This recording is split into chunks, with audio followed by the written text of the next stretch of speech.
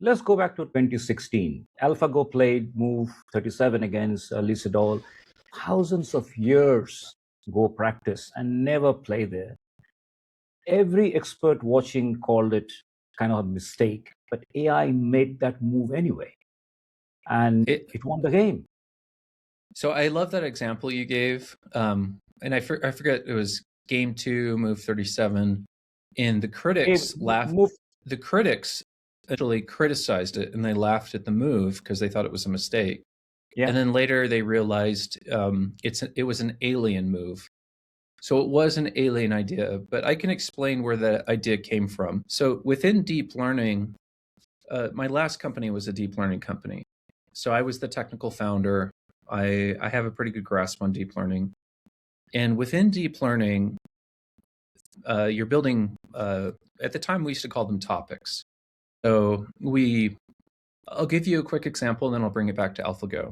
So we yeah. trained a deep learning model on scrapbook photos for a customer. So if I look at your camera roll, can I predict if one of your photos is going to end up in a scrapbook?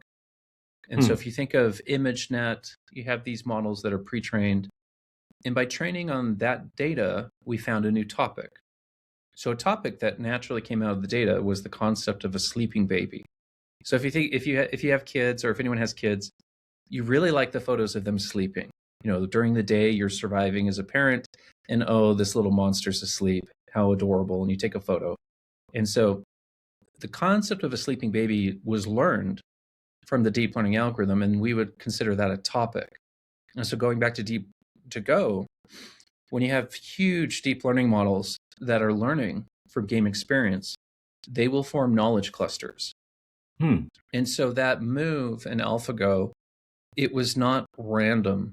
There were knowledge clusters within the gaming system where it understood that move had competitive advantage. It's not just randomly asserting that move, but a human, our brains don't have the complexity to suggest something like that.